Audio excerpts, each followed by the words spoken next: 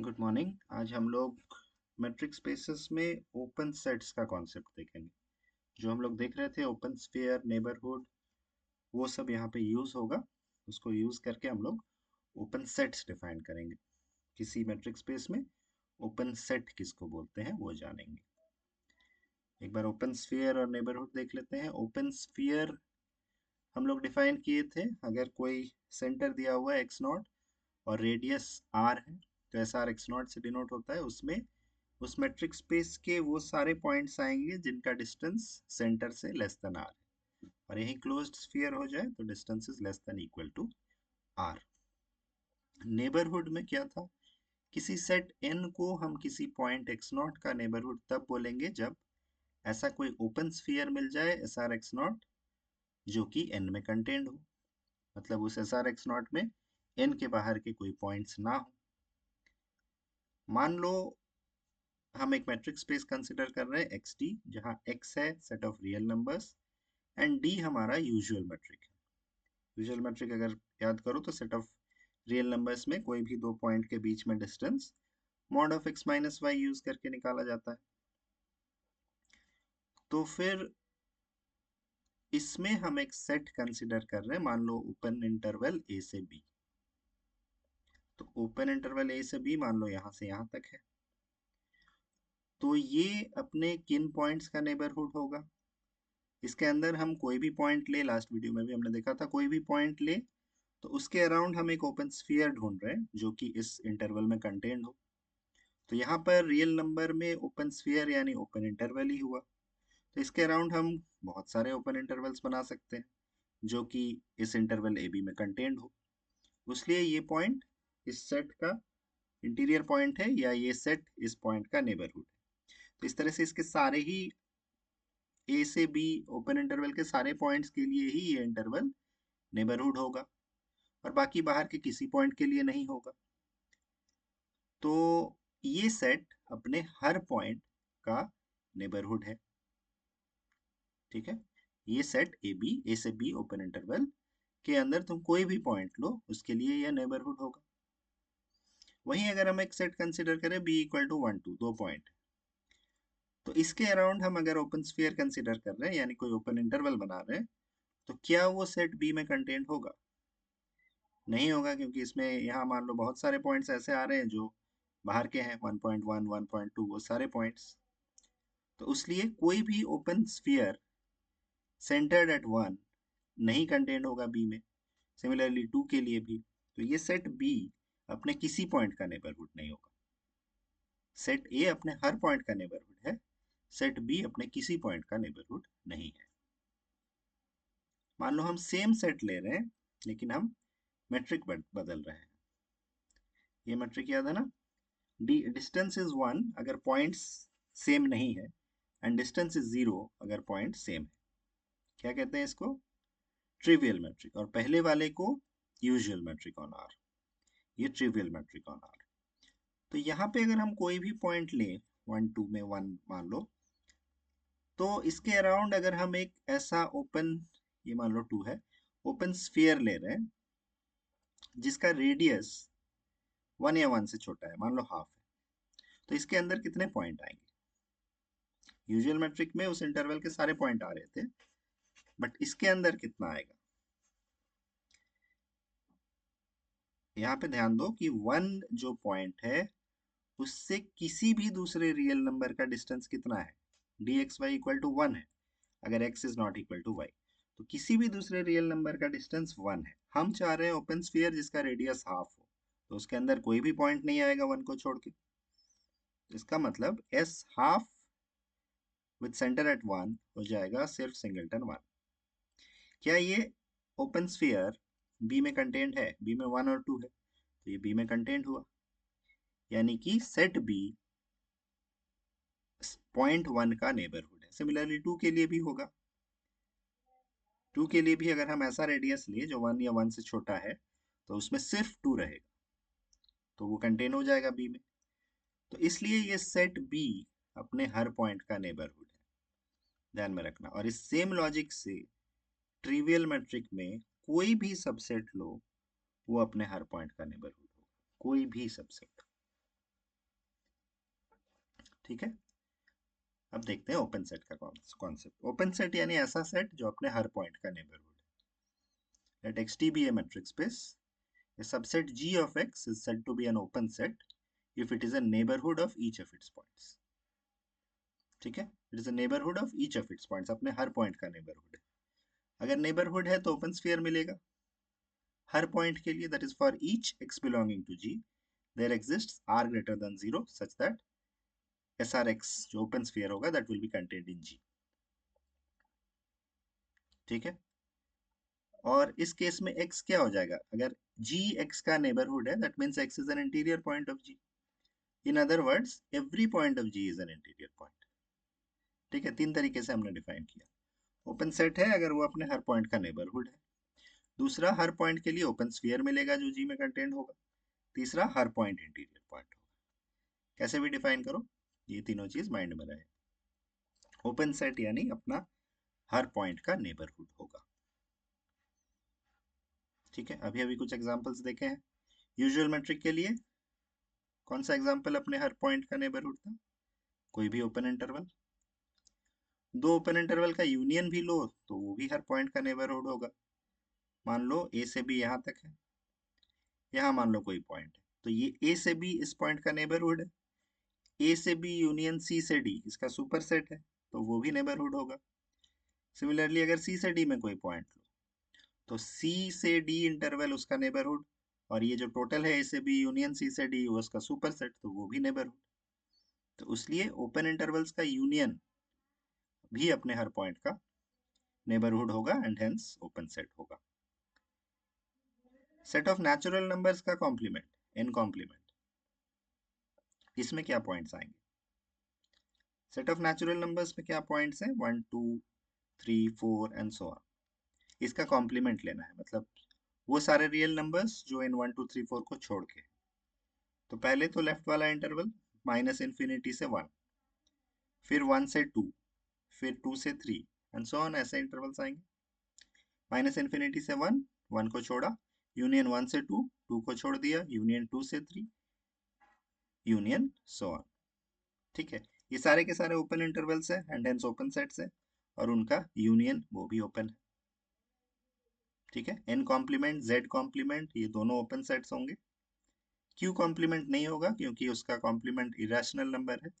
Irrational number में open interval लोगे तो उसमें रैशनल नंबर्स आ जाएंगे इनफाइनाइटली मैनी, इसलिए वो नहीं होगा।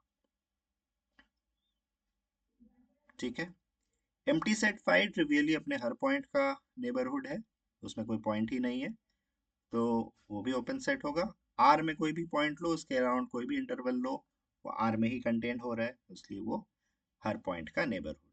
तो ये सारे सेट्स एग्जांपल्स हैं यूजुअल मैट्रिक के लिए ओपन सेट्स के।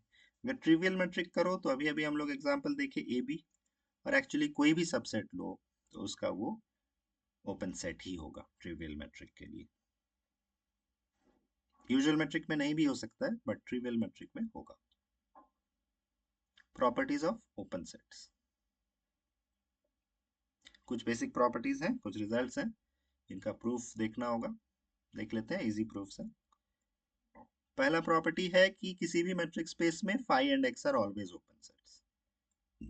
ठीक है, अभी हम लोगों ने देखा कि आर में फाई और आर ओपन सेट था, किसी भी मैट्रिक स्पेस में phi and x will always be open sets. देखो कैसे, फाई में कोई पॉइंट नहीं है तो ट्रिवियली वो अपने हर पॉइंट का नेबरहुड है, तो फाई हो गया ओपन सेट। एक्स में हम कोई पॉइंट लेके दिखाते हैं, एक्स नॉट मान लो एक्स का कोई पॉइंट है। ठीक है, तो अगर हम ओपन स्फीयर कोई कंसिडर करें, कोई भी open sphere, any R greater than 0 का ओपन स्फीयर किसी भी रेडियस का, तो वो इस तरह से डिफाइंड हो रहा है एस आर एक्स नॉट, यानी वो सारे पॉइंट्स मैट्रिक स्पेस के जिनका डिस्टेंस एक्स नॉट से लेस देन आर है। तो क्या ये एक्स में कंटेंट होगा, हमको दिखाना है कि ऐसा ओपन स्फीयर मिलेगा जो एक्स में, कैपिटल एक्स में कंटेंट हो। देखो इसके जो सारे पॉइंट्स हैं वो एक्स के ही पॉइंट्स थे, तो इसलिए ये सबसेट हो गया एक्स का, तो हेंस एक्स नेबरहुड हो गया अपने हर पॉइंट का, तो ओपन सेट हो गया। ठीक है, इतना सा लिखना है। therefore both phi and x are always open sets। ठीक है, next property, every open sphere is an open set. इसको खुद से करना। लास्ट लेक्चर अगर याद करो तो हम लोग ये दिखाए हैं कि हर ओपन स्फीयर अपने हर पॉइंट का नेबरहुड है। मतलब बेसिकली हम ये दिखा चुके हैं कि हर ओपन स्फीयर ओपन सेट है। ये प्रूफ था। एस आर एक्स नॉट कोई ओपन स्फीयर मान लिए थे, उसमें कोई पॉइंट एक्स माने थे। अगर वो सेंटर वाला पॉइंट है तो वो टोटल ओपन स्फीयर ही अपने में कंटेंट होगा, नेबरहुड हो गया। अगर वो एक्स नॉट सेंटर पे नहीं है एक्स, तो कोई और पॉइंट अगर है तो वहां हम एक छोटा ओपन स्फीयर बनाए थे एस आर वन एक्स, जिसका रेडियस था आर माइनस दोनों पॉइंट का डिस्टेंस। फिर उस ओपन स्फीयर को हम दिखाना चाह रहे हैं कि बड़े वाले ओपन स्फीयर में कंटेंट। उसके लिए क्या किए थे, उसमें कोई पॉइंट मान लिए थे y, और डिस्टेंस उसका ट्रायंगल इनइक्वालिटी यूज करके दिखा दिए थे कि x नॉट से लेस देन r है, यानी कि बड़े वाले ओपन स्फीयर में है। यानी छोटे वाले ओपन स्फीयर का हर पॉइंट बड़े वाले ओपन स्फीयर के अंदर है, यानी छोटा वाला ओपन स्फीयर बड़े वाले में कंटेन्ड है। तो बड़ा वाला नेबरहुड हो गया x का हर पॉइंट का। तो इसलिए कोई भी ओपन स्फीयर अपने हर पॉइंट का नेबरहुड है, ये हम लोग दिखाए थे। तो इसको बस तुमको लिख देना है कि hence every open sphere is an open set. Proof exactly same. ठीक है। हाँ, नेक्स्ट रिजल्ट पे आओ। यूनियन और इंटरसेक्शन लेंगे तो क्या होगा। ओपन सेट्स का एक कलेक्शन है, उसका यूनियन ले रहे हैं। Arbitrary family of open sets बोल रहा है। आर्बिट्ररी फैमिली मतलब फाइनाइट भी हो सकता है, इनफाइनाइट भी हो सकता है। तो मान लो जी आई जी वन जी टू ऐसे करके एक arbitrary family of open sets है, जहां हर जी आई ओपन सेट। ठीक है। आई एक कैपिटल आई एक इंडेक्स सेट है। इंडेक्स सेट को यूज करके हम काउंट कर रहे हैं। मान लो कैपिटल आई में 1 2 3 4 है, तो सेट्स हो जाएंगे जी1 जी2 जी3 जी4।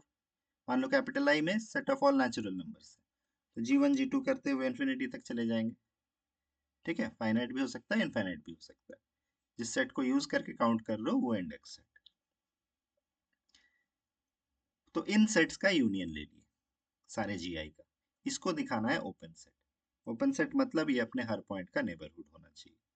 तो इसमें कोई पॉइंट मान लो पहले, suppose x belongs to g। ठीक है।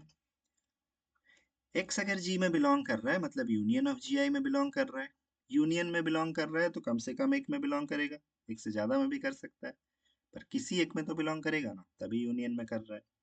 तो मान लो जी आई में कर रहा है बिलोंग। अब जी आई ओपन सेट है। ओपन सेट है मतलब वो उस पॉइंट का नेबरहुड होगा, ओपन स्फीयर मिलेगा। तो S R X is contained in G I, ऐसा ओपन स्फीयर मिल गया। अब अगर जी आई में कंटेंट है, जी आई और यूनियन ऑफ जी आई में क्या रिलेशन है, यूनियन ऑफ जी आई का सुपर सेट हो जाएगा। इसका मतलब S R X is contained in union of G I, यानी जी में। तो देयरफॉर जी नेबरहुड हो गया एंड हेंस ओपन सेट हो गया। ठीक है। तो ये किसी भी ओपन सेट के कलेक्शन का यूनियन ओपन सेट ही होगा। इंटरसेक्शन में ये चीज नहीं है। इंटरसेक्शन में फाइनाइट होना चाहिए, इनफाइनाइट के केस में नहीं भी हो सकता है। ये चारों रिजल्ट जो है फाई और एक्स ओपन सेट है, union of arbitrary family of open sets is open, intersection of finite number of open sets is open. ये बड़े ही काम के रिजल्ट्स हैं चारों। ये रियल एनालिसिस में भी पढ़े होगे, यहाँ भी पढ़ रहे हो, आगे टोपोलॉजिकल स्पेसिस में भी इसको जनरलाइज किया जाएगा। ठीक है। उसी के बेसिस पे टोपोलॉजिकल स्पेस का पूरा कॉन्सेप्ट ही आएगा। ये चारों रिजल्ट माइंड में रहे। इंटरसेक्शन में देखो finite number of open sets consider करते हैं। मान लो जी1 जी2 जी एन ओपन सेट्स हैं, उनके इंटरसेक्शन को हम जी मान ले रहे हैं, उसमें कोई पॉइंट ले लिए, लगभग सेम प्रूफ है। अच्छा, ये हो सकता है कि इसमें कोई पॉइंट ही ना रहे, इंटरसेक्शन लिए हैं। तो इंटरसेक्शन में हो सकता है कि सारे डिसजॉइंट सेट्स हैं, उस केस में कोई पॉइंट कॉमन मान लो नहीं आया। तो इंटरसेक्शन अगर एम्प्टी आया तो एम्प्टी सेट हमको पता है कि ओपन सेट है, तो इसलिए कोई दिक्कत नहीं है वहां। अब मान लेते हैं कि एम्प्टी नहीं है, तब उसमें कोई पॉइंट मिलेगा।